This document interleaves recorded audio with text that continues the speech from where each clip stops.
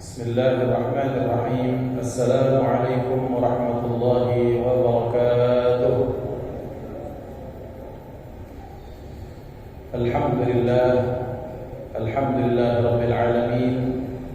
Wa bihi nasta'inu ala umuri dunya waddin.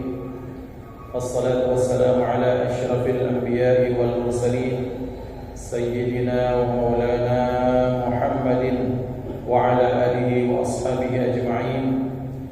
Allahumma salli wa sallim ala sayyidina Muhammadin nurika as-sari wa maladika al-jari wajma'ni bihi fi kulli adwari wa ala alihi wa sahbihi ya nur.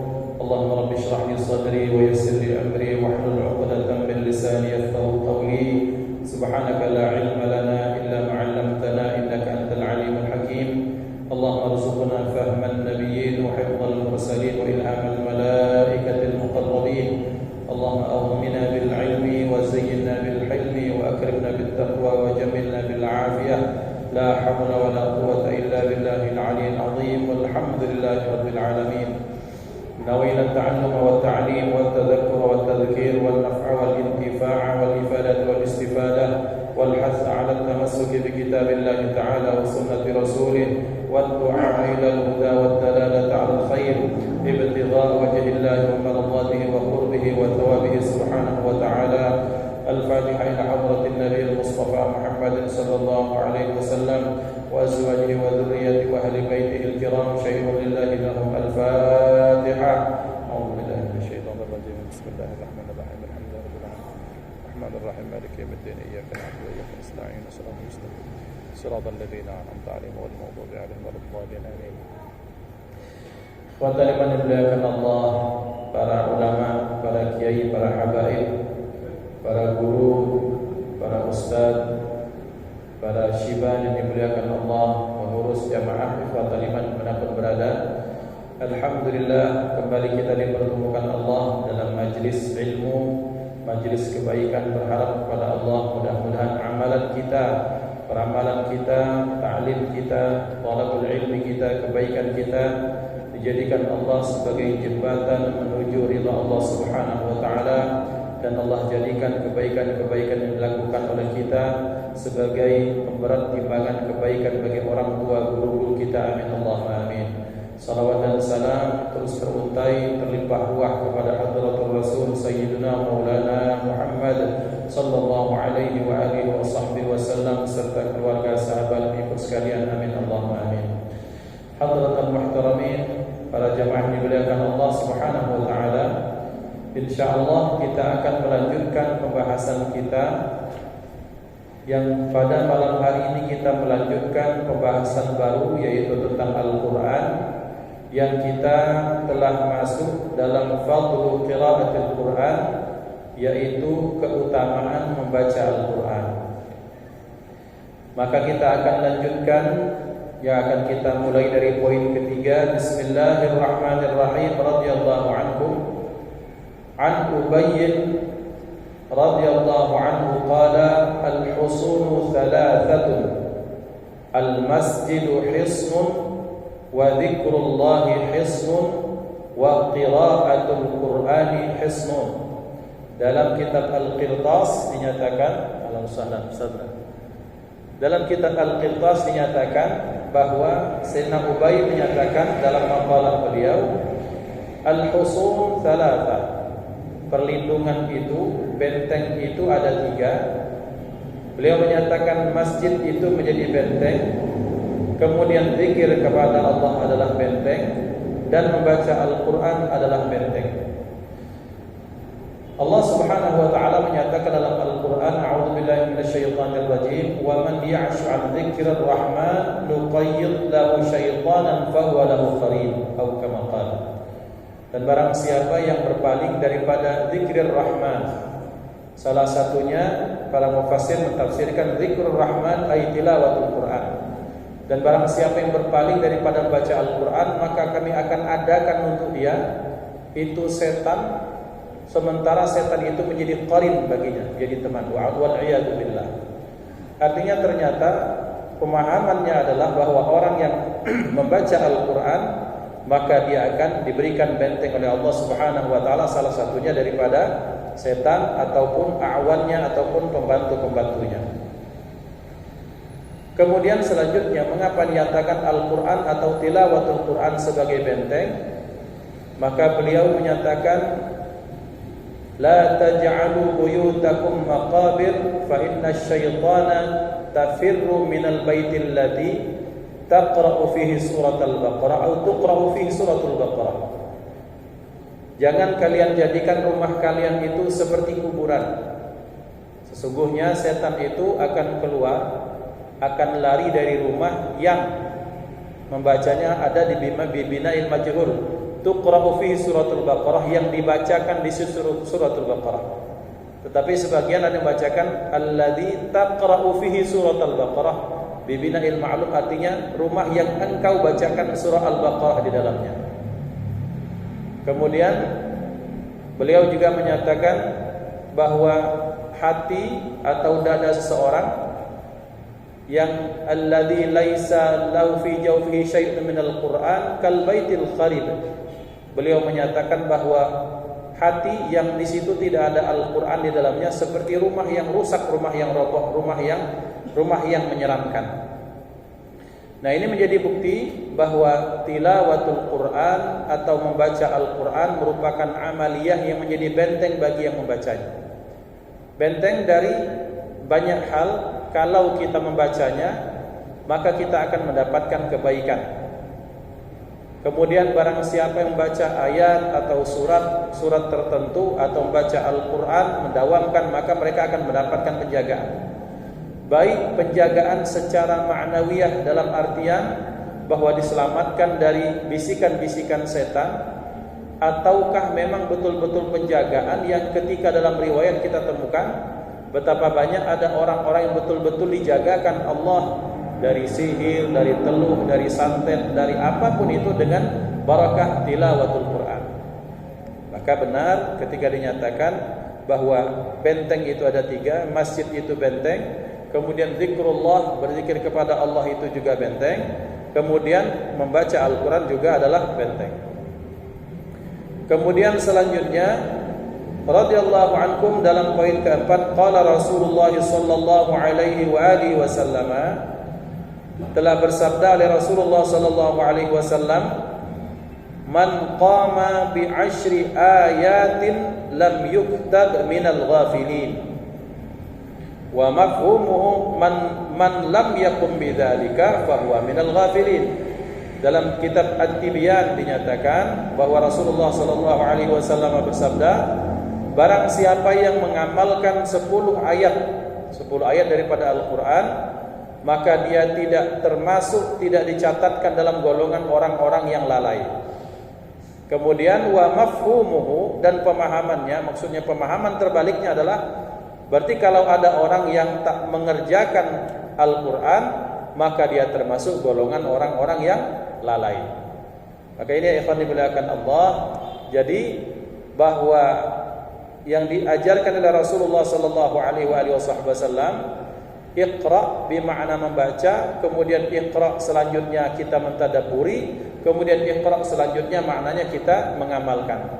Lahir dari membaca tersebut pemahaman, kemudian pemahaman itu semakin kuat ketika kita tadabburi, dan kemudian dilanjutkan dengan pengamalannya, pengejawantahannya dalam bentuk yang nyata.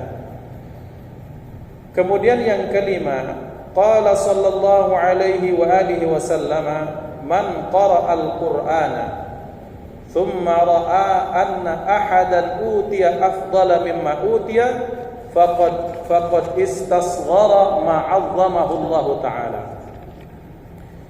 Barang siapa yang membaca Al-Quran kemudian dia menganggap bahwa ada orang yang lebih, artinya ada orang lain yang lebih diberikan kelebihan oleh Allah daripada dia membaca Al-Quran, maka sungguh dia telah menganggap remeh, mengecilkan nilai Al-Quran itu sendiri. Maksudnya ya ikhwan, bahwa ketika kita membaca Al-Quran terus muncul dalam benak kita, wah ini orang ini hebat sekali dibandingkan saya, dia bisa ini, dia bisa itu, maka dia sudah meremehkan Al-Quran. Sedang baca Quran, terus dia menganggap bahwa pahala Al-Quran kecil. Dia menganggap bahwa membaca Al-Quran kalah pahalanya dibandingkan dengan yang lain. Sementara ketika kita bahas pekan yang lalu, bahkan Imam Sufyan Ats-Tsauri dipilihkan kepadanya, apakah jihad fisabilillah ataukah baca Quran? Beliau pilih apa? Membaca Al-Quran. Karena kata beliau, orang yang membaca Al-Quran mendapatkan jaminan Rasulullah sallallahu alaihi wasallam, khairukum man ta'allama al-Qur'ana wa 'allamahu. Maka ikhwan dimuliakan Allah, ketika seseorang membaca Al-Quran, maka artinya dia sedang berdialog dengan Allah Subhanahu wa taala. Jazakallah. Terima kasih.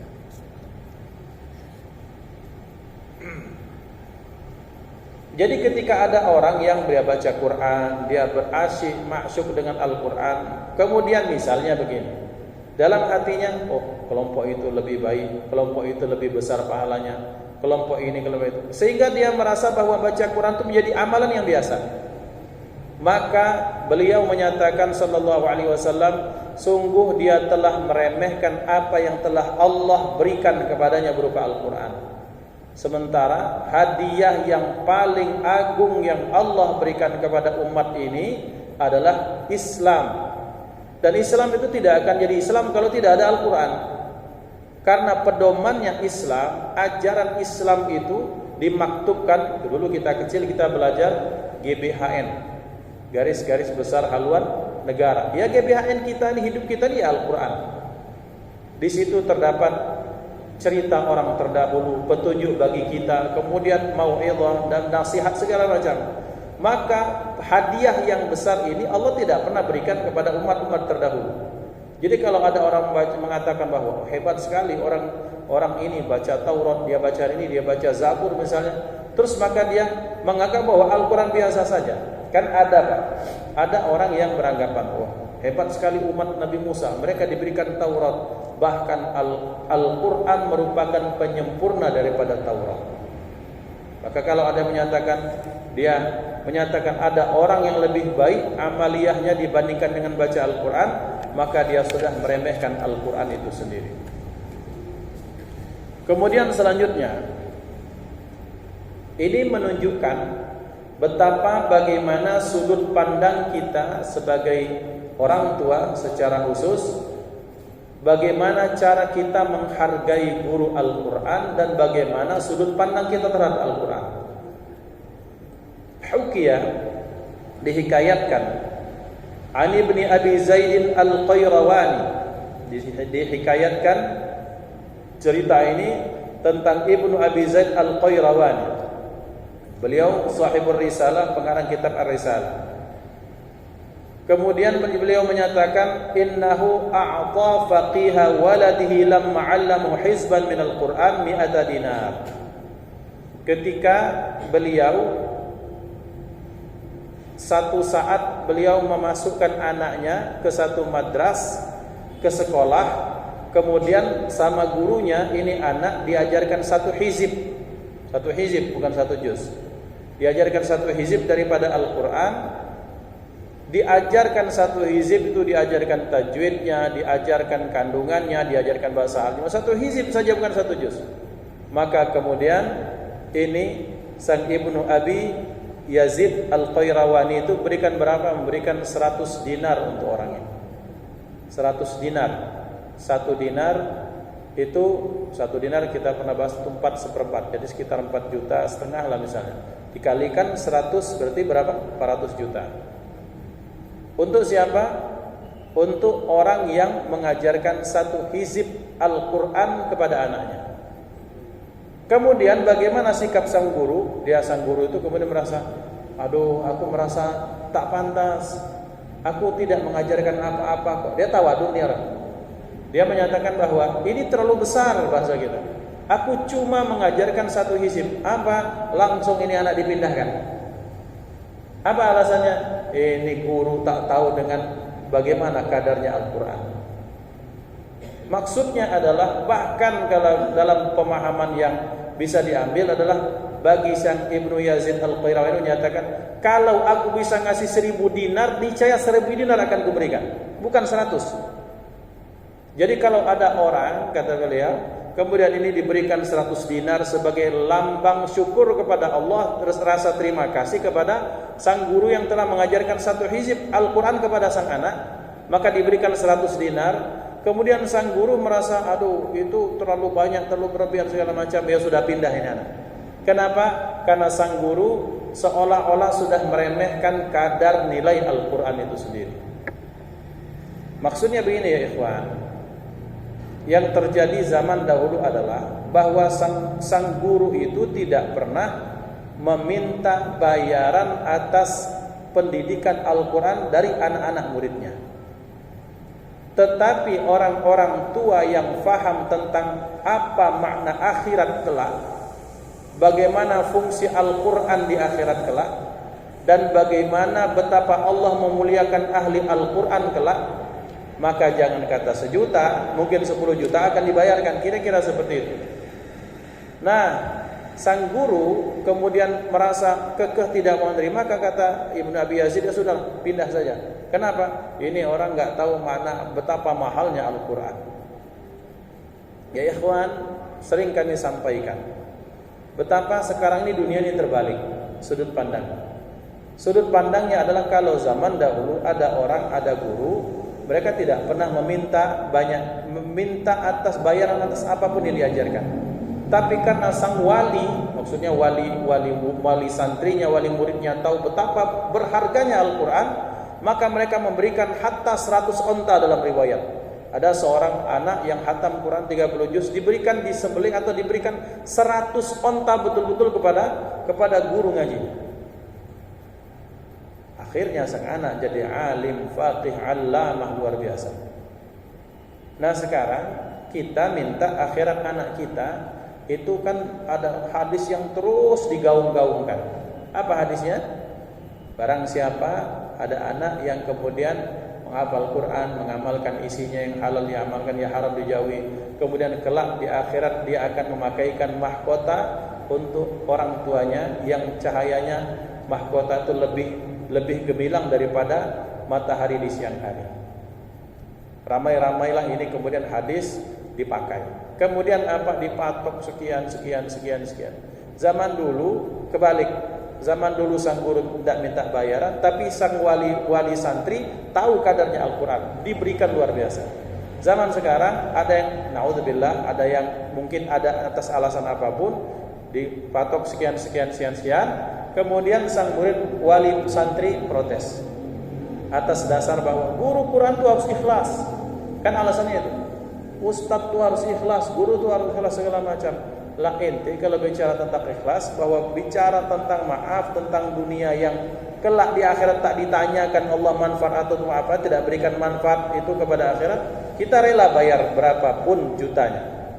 Sementara untuk Quran yang betul-betul memberikan manfaat, bahkan kita banyak sekali tawar-menawar kepada sang guru. Naudzubillah. Maka ya ikhwan bilahkan Allah, orang yang paham dengan kadar Quran bahkan berapapun mereka akan berikan kepada sang guru. Zaman dulu ya ikhwan, kenapa kemudian kok sepertinya remeh-temeh rasa terima kasih orang tua atau wali kepada guru Quran? Ada yang bawa jagung, ada yang bawa kelapa, ada yang bawa berasnya 1 kilo misalnya, ada yang ngasih minyak tanah, ada yang bawa minyak sayur.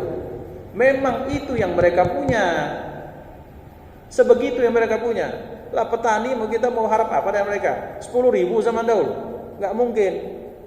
Jadi mereka memberikan terbaik yang mereka punya saat itu.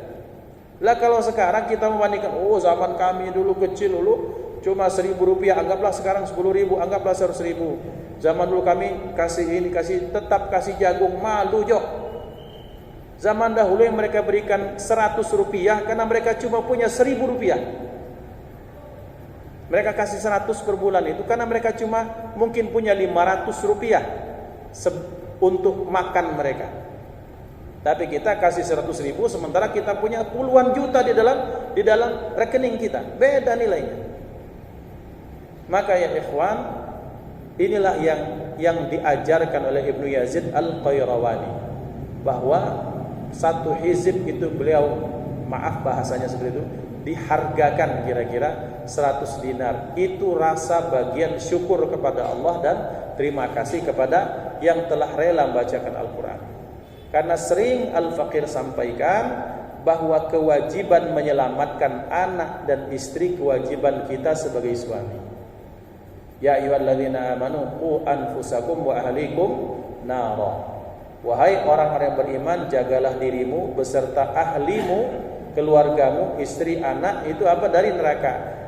Menjaga diri kita dan anak istri kita dari neraka itu maknanya segala potensi yang memasukkan kita ke dalam surga, dan kita menjauhkan segala potensi yang akan menyeret kita pada neraka. Itu maknanya ku anfusakum.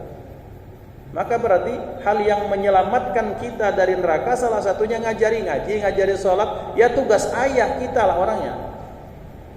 Sering kami sampaikan karena ketidakmampuan kita, atau karena kalau kita nih Palembang nih banyak gawe, merasa banyak gawe, merasa sibuk, merasa tak punya waktu khusus. Kita mengalih tugaskan tugas kita sebagai imam di rumah, minta tolong kepada orang yang punya ilmu dan punya waktunya. Siapa mereka? Namanya ustaz dan ustazah. Tugas itu kita alihkan. Kemudian kita alihkan, tolong tugas saya untuk menyelamatkan anak istri saya dari neraka. Tolong ustaz ustazah itu bawakan tugas itu ke pundak Anda. Lah kemudian sudah oke, terima kasih, kami anggap anak istri segala macam. Tiba-tiba anaknya nakal, dipolisikan ini orang tua. Anaknya nakal, dikasuskan sang guru. Naik SPP-nya 10.000, demo besar-besaran. Pecah demo tahun 98 misalnya. Sementara tugas-tugas dia sendiri. Nah, Bapak Ikhwan, bersyukur salah satunya nilai corona itu kita tahu betapa beratnya jadi guru kan. Punya anak berapa? 5. Rasakan kata guru. Pokoknya kami ini harus sekolah offline. Bapak guru harus mengadakan sekolah langsung tatap muka. Alasannya kami bingung, saya mau masak anak istri segala macam. Lah kata bu guru, ente anak baru 2. Kami 40 anak macam anak bapak itu kami harus urusin 6 tahun dia dari kelas 1 SD sampai 6 SD. Bikin masalah terus. Dan kami tak pernah protes. Maka guru itu luar biasa ya ikhwan. Profesi luar biasa. Yang sayangnya paling kita bayar kalau ketemu kita bayar ke model baik. Kalau betul melihat kita bayar ke ini baik, bayar itu baik. Padahal lebih daripada itu. Bahkan kita tak pernah menyelipkan doa untuk guru bagi anak-anak kita. Aib, ada aib. Wajib bagi kita untuk memberikan ihtiram kepada guru dari anak-anak kita.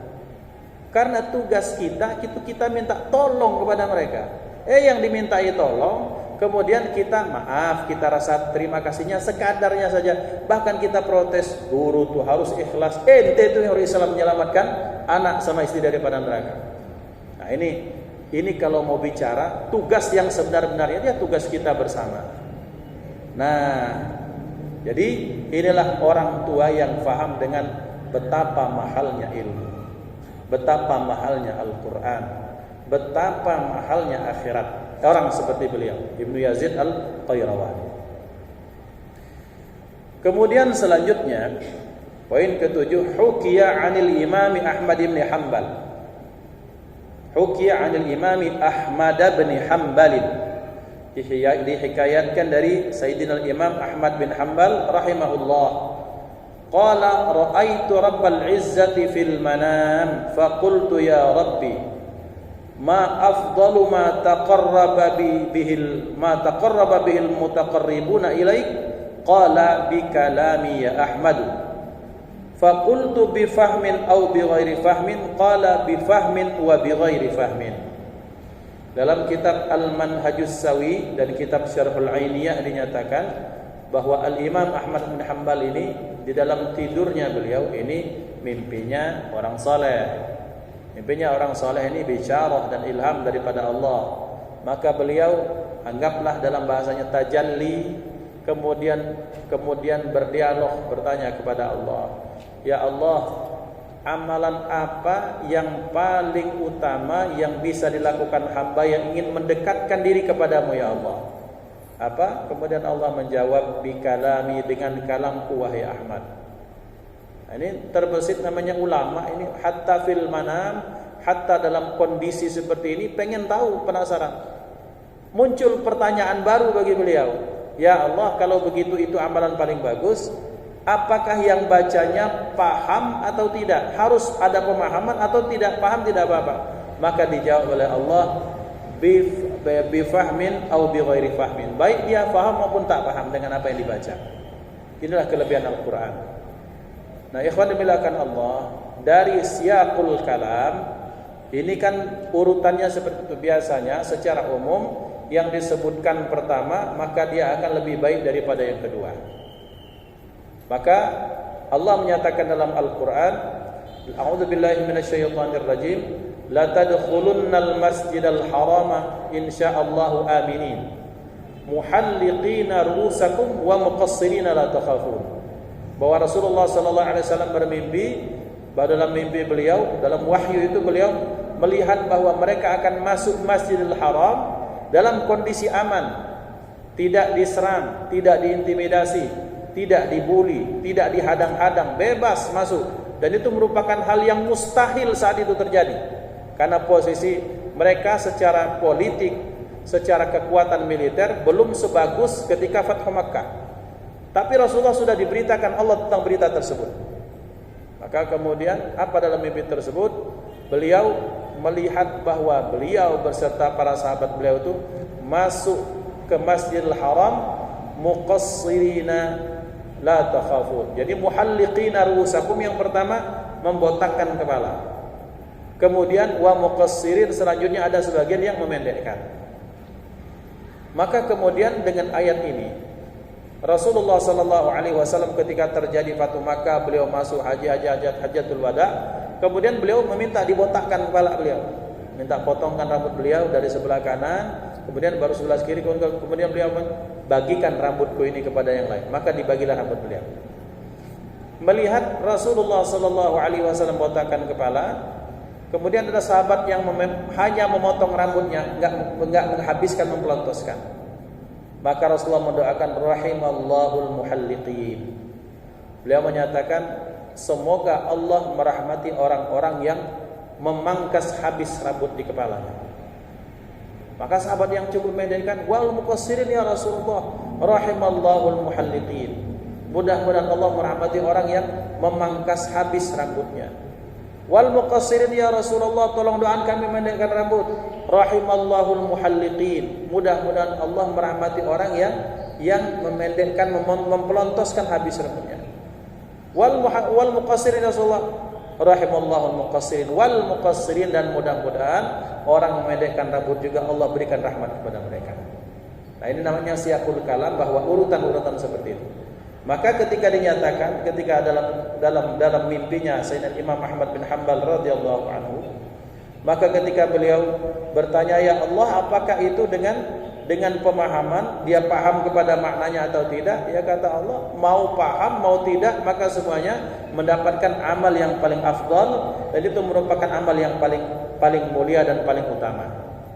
Artinya berita gembira, ini berita gembira yang dibawakan Imam Ahmad bin Hanbal kepada kita, bahwa dengan ini maka berarti amal bagi kita termasuk orang awam, bahwa kita harus belajar Al-Quran, entah paham entah tak paham maknanya, maka fadilahnya itu sangat besar daripada Allah Subhanahu wa taala.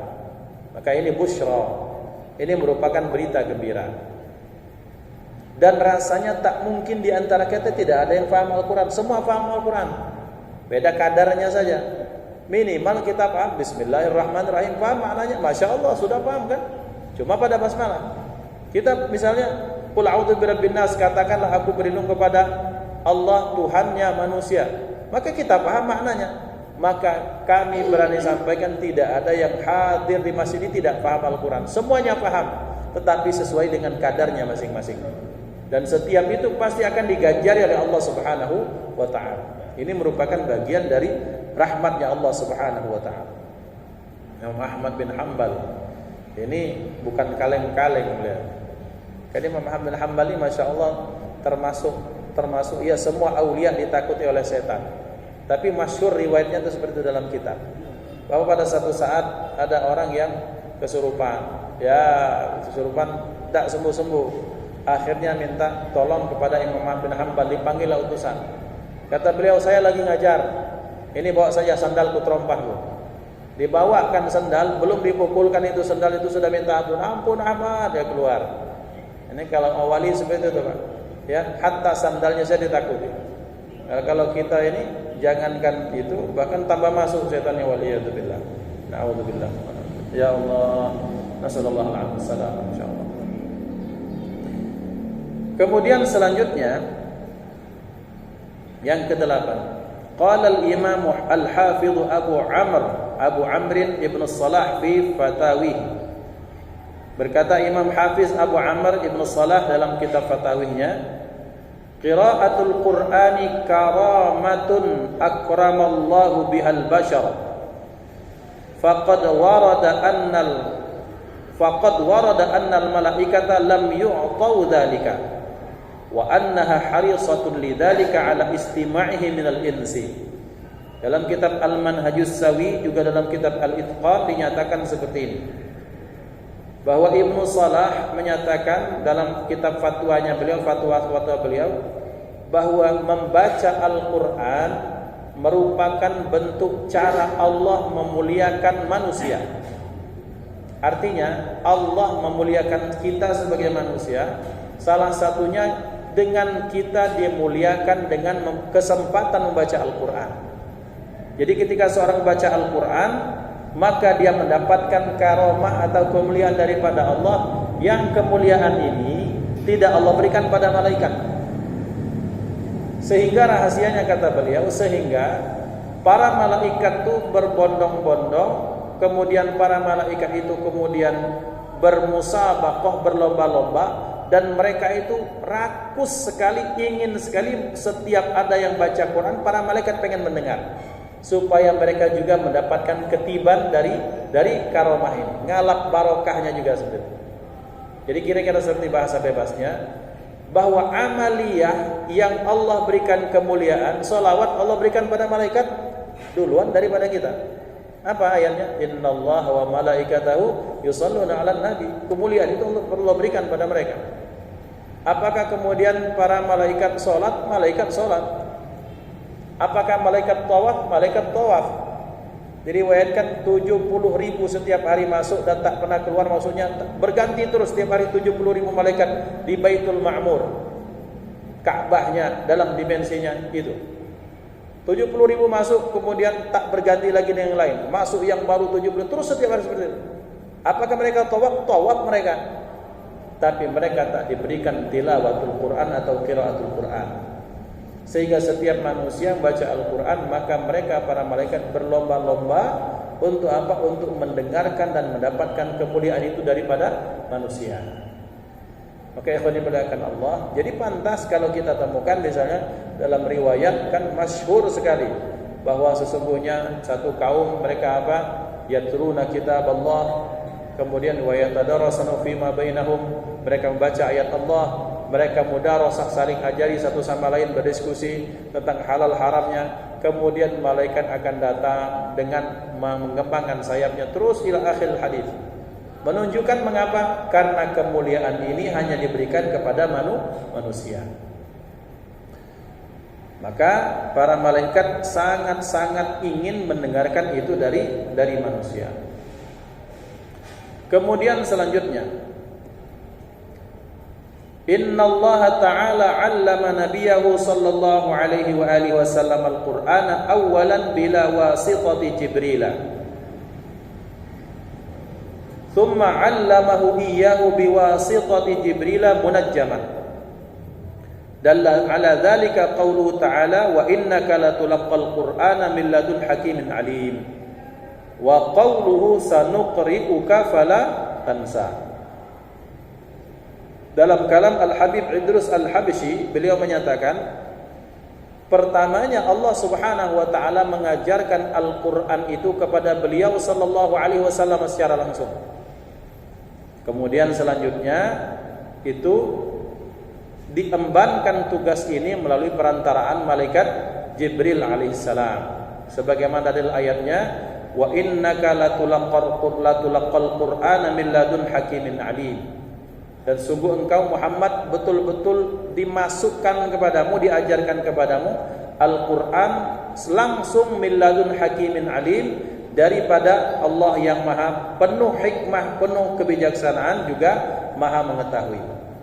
Kemudian selanjutnya sanuqri'uka fala tansa. Kemudian selanjutnya tugas ini diemban oleh malaikat Jibril alaihissalam dengan bukti sanuqri'uka fala tansa, menggunakan dhamir nun di situ. Artinya ada perantaraan malaikat Jibril di situ. Nah, kemudian Lau ma nataqatil lisanul muhammadiyatu bil qur'ani lama qadara ahadun ay yaqra'a ayatan wahidatan. Dalam kitab Tuhfatul Ahbab dinyatakan, berkah kita diutuskan kepada kita baginda Nabi Muhammad sallallahu alaihi wasallam, salah satunya yang paling besar, semuanya besar berkah dari Rasulullah, tapi yang paling kerasa bagi kita adalah kita semua bisa baca Quran. Yang kalau tidak lisan beliau yang mulia membacakan Quran, mana bisa kita baca Quran? Memang mau Jibril yang kita yang mengajarkan langsung kepada kita. Ya ikhwan, bayangkan kalau kita ketemu malaikat Jibril, itu kalau tak gagu mati atau pingsan, atau maaf mungkin majnun permanen. Butuh kondisi ya ikhwan, seseorang itu untuk menerima wahyu itu butuh kondisi fisik khusus maupun ruhaniah khusus. Buktinya apa? Buktinya bahwa setiap hari berseliweran apapun yang di depan diri kita, kita tak mampu melihat. Kenapa? Karena hail dalam diri kita, karena banyak hijab dalam diri kita. Tapi kemudian suara malaikat, kemudian azab kubur, kemudian binatang yang ini dan itu, semuanya Rasulullah diperdengarkan Allah. Kenapa? Karena bersihnya kondisi ruhani dan hati beliau. Maka para rasul itu adalah orang yang menerima risalah. Apa risalah? Risalah itu pesan daripada Allah. Maka nabi dan rasul tidak mungkin orang biasa, tidak mungkin orang yang sakit secara fisik, tidak mungkin orang yang kena gangguan mental. Orang yang menjadi nabi dan rasul adalah orang yang terbaik. Dan untuk menerima kalam sebagai pamungkas dari segala kalam Allah, pasti orang yang terbaik daripada yang terbaik, yaitu baginda Nabi Muhammad sallallahu alaihi wasallam. Yang dengan berkah itulah yang bawanya malaikat. Maka ya ikhwan, dalam riwayat, hatta dalam riwayat kita temukan, yang kita diajarkan oleh guru-guru kita, hal yang paling berat dalam menerima wahyu apa kata beliau? Ketika beliau mendengar gemerincing lonceng, yang ketika itu dalam kondisi musim dingin Madinah, musim dingin, beliau keringatan. Sampai ketika beliau di atas untanya tuh jelepak terduduk di atas tanah, saking berat kondisi seperti itu. Itu yang kemudian orang orientalis itu menyatakan Muhammad katanya kena ayat. Ya, mereka enggak paham. Yang ketika itu bisa dijelaskan secara ilmu psikologis bahwa orang dalam kondisi beliau sedang trans namanya. Dalam kondisi seperti itu, kondisi ruhaniah beliau yang menerima wahyu daripada Allah Subhanahu wa taala. Maka setelah selesai beliau kembali kepada alam insaniah beliau, sehingga beliau sampaikan wahyu itu. Nah, menyampaikan wahyu berupa Al-Quran itulah atas berkat jasa lisan beliau, yang kalau tak ada beliau kita tak bisa membahasakan Al-Quran. Karena kenapa? Al-Quran kalam Allah. Emang kita paham Al-Quran kalam Allah bagaimana? Bukankah kita sudah bahas bahwa Al-Quran itu bila sautin wala harfin ketika kali pertama diturunkan, tapi kemudian diterjemahkan dalam bentuk nyata dalam kalam Arabi dan disampaikan oleh beliau, sehingga kita bisa baca Bismillahirrahmanirrahim, Alhamdulillahirabbil alamin, karena berkah Rasulullah. Kalau tak ada beliau, selesai sudah, mana ada yang bisa baca Quran di antara kita. Maka ini salah satu barakah dan nikmat terbesar diutusnya baginda Nabi Muhammad sallallahu alaihi wasallam kepada kita. Maka berarti ya ikhwan, di situ tergantung makna syarat. Kalau kita ngaji ini jangan sampai tidak berguru.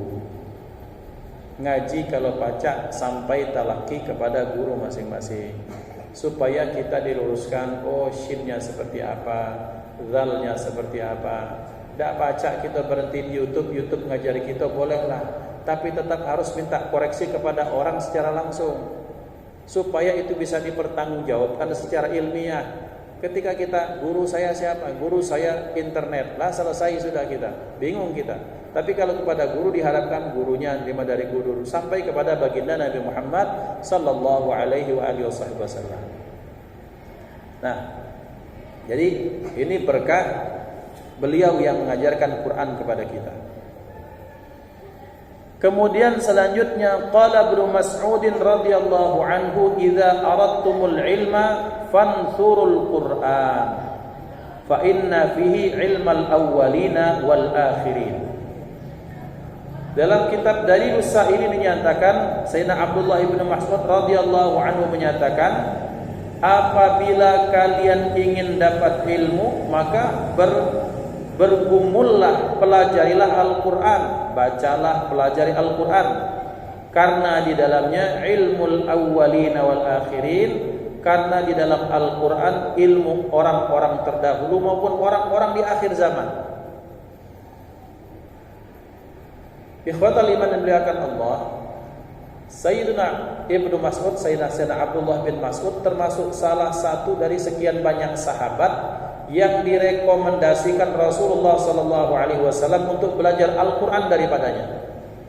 Artinya belajar Al-Qur'an pada aspek bacaan, lahjahnya, makharijul hurufnya, pendek kata dari aspek tajwidnya, maka salah satunya beliau adalah orang yang direkomendasikan Rasulullah. Kalau kalian ingin ambil Al-Quran, maka ambillah daripada Abdullah bin Mas'ud saudara. Maka kemudian Sayyidina Abdullah bin Mas'ud menyatakan, Ibnu Mas'ud menyatakan, kalau kalian ingin dapat ilmu yang banyak, maka sudah bacalah Al-Quran, pelajari Al-Quran, karena dalam Al-Quran tersebut ilmu semuanya ada di situ. Hatta ada seorang sahabat menyatakan, kalau aku hilang jarum, niscaya aku temukan dalam Al-Quran. Ini isyarat apa? Isyarat istigharah bil Quran. Karena kita temukan betapa banyak orang-orang, termasuk ada salah satu guru kami, Kiai Khairul Anam, itu ahli istigharah bil Quran yang masya Allah, ya luar biasa. Allah berikan kelebihan itu bil Quran. Jadi kalau ya kami hilang ini, oh dapat begini ya, di sini Ustaz, betul-betul dengan Al-Quran. Dan terbukti kalam sahabat bahwa betul bahwa orang zaman dahulu bahkan kalau hilang onta, hilang jarum, mereka carinya di dalam Al-Quran, dan Allah berikan isyarat itu dalam Al-Quran. Nah berarti Al-Quran ini betul-betul mukjizat yang terbesar dari baginda Rasulullah sallallahu alaihi wasallam. Bagi orang yang mengedepankan rasional akan mengatakan bahwa, atau mengedepankan hal-hal yang bersifat metafisik, maka mereka akan mengatakan, wah tongkat Nabi Musa hebat, bisa membelah. Tapi tongkatnya habis, mukjizatnya habis. Ada yang menyatakan Rasulullah membelah bulan, selesai kejadiannya bukannya berkali-kali, cuma sekali. Beliau mengeluarkan air dari jari beliau cuma sekali. Kemudian beliau bisa memberikan makan kepada ribuan sahabat, semuanya bahkan sampai kenyang. Dan cukup itu hanya dengan anak kambing saja, dengan beras berapa canting kira-kira, atau adonan roti, terus diberikan. Tapi apakah kemudian masih ada? Enggak lagi. Tapi Al-Quran dari awal dia diturunkan sampai akhir zaman menjadi sumber ilmu. Ini menunjukkan, kata Sayyidina Abdullah bin Mas'ud, ya sudahlah, enggak usah pusing-pusing baca Quran, maka kamu akan dapatkan ilmu yang banyak. Karena dia adalah ilmu orang-orang terdahulu, juga ilmu orang kemudian. Artinya Al-Quran tak akan pernah kering kandungan ilmu dari dalamnya. Sallu ala Nabi Muhammad. Kemudian selanjutnya Sayyidina Abdullah Al-Haddad menyatakan seperti ini, wa wadhib ala darsil Qur'ani fa inna fi tilawatihi al-iksir wa syarh lis-sadri. Dan jagalah, disiplinkanlah untukmu untuk belajar Al-Quran, karena ketika membacanya, tilawah, ketika membacanya itu ada iksir. ada permata yang Allah berikan kemudian akan melapangkan dada kita. Jadi ya ikhwan, kalau ada orang yang suntuk ya ikhwan, datang gitu tahlilan atau datang apa, kita baca Yasin, pulang tuh Masya Allah. Kenapa? Barokah Al-Quran, barokah membaca Al-Quran. Ala innahu al-bahru al-muhitu wa ghairuhu minal kutubi anharun tamuddu minal bahri. Beliau menyatakan, ketahuilah, kata Imam Haddad menyatakan, sesungguhnya Al-Quran itu adalah samudra, al-bahrul muhit, itu adalah samudra. Wa ghairuhu minal kutubi, sementara yang lain selain Al-Quran berupa kitab itu apa? Anharun tamuddu minal bahri. Sementara mau kitab ini, mau kitab itu, mau Zabur, Taurat, Injil, apapun namanya, apalagi kitab-kitab, misalnya kitab-kitab manusia itu, kitab ilmu pengetahuan, itu cuma anak-anak sungai yang kemudian dia dapat curahan daripada air laut. Sementara Al-Quran bukan air laut, tapi dia adalah samudra. Tadabbar ma'anihi warattilhu khashi'an tafuzu minal asrari bil kanzi wal dhukhuri. Maka kata beliau, tadabburilah makna Al-Quran, tartilkanlah Al-Quran secara khusyuk, maka niscaya engkau mendapatkan kemenangan berupa asrar, berupa rahasia, dan berupa kandungan-kandungan dan simpanan-simpanan perbendaharaan berupa ilmu dan asrar itu sendiri. Jadi orang kalau khusyuk baca Al-Quran pasti akan mendapatkan asrar, mendapatkan kebaikan daripada Allah. Dan tadabbur, tentunya membacanya dengan adab, mentadabburinya, dan diawali dengan apa? Dengan ikhlas. Maka ketika sering ditanyakan, Ustaz, ada orang yang baca Quran dengan dagu, maka silakan dengan irama. Karena beliau sallallahu alaihi wasallam menyatakan bahwa orang yang membaca Quran tidak dipakaikan irama di situ, ya sudah, bukan cara kami yang dia ikuti. Rasulullah senang sekali kalau ada sahabat yang membacanya itu dengan irama, sehingga makin membawa kehusyuan dalam hati. Bacanya Quran, alhamdulillahirabbil alamin, arrahmanir rahim, maliki yaumiddin, tetap akan beda dengan orang bacanya dengan irama. Tetapi harus diingat, irama, nagham, apapun istilahnya itu makmum. Imamnya apa? Tajwid. Jadi kalau hanya untuk cari lagu kemudian yang paling banter 6 harokat jadi 14 harokat seperti banyak yang terjadi sekarang, mohon maaf bagi para qari misalnya, mohon saya diluruskan, kalau sudah sampai 16-17 harokat itu sudah bukan cari ridha Allah lagi, takutnya cari Allah, cari perhatian manusia. Takutnya kita sudah tidak manis lagi baca Quran. Silahkan berlagu, silahkan berirama, tapi tetap dalam panduan koridor tajwid. Dan ini mungkin bisa diluruskan bersama-sama yang semakin banyak terjadi sekarang. Mudah-mudahan Allah Subhanahu wa taala memberikan barokah Al-Quran kepada kita, kepada keluarga dan saudara keturunan kita. Dijadikan kita yang membaca, menyimak, mentadabburi dan mengamalkan isinya. Amin Allahumma amin. Usikum nafsi bitaqwallah. Kita tutup dengan khitamul majlis. Ya Rabbana ta'arafna bi annana qtarafna wa annana asrafna ala ladha ashrafna fatub alaina tawbah tawsil li kulli hawbah واستر لنا العورات وآمن الروعات واغفر لوالدينا ربي ومولودينا والأهل والإخوان وسائر الخلان وكل ذي محبة أو جيرة أو صحبة والمسلمين أجمع آمين ربي أسمع فضلا وجودا منا لا باكتساب منا بالمصطفى الرسول نحظى بكل سول صلى وسلم ربي عليه عد الحب وآله والصحب عداد طش السحب والحمد للإله بالبدء والثناء سبحان ربك رب العزة عما يصفون وسلام على المرسلين والحمد لله رب العالمين ثم السلام عليكم ورحمة الله وبركاته.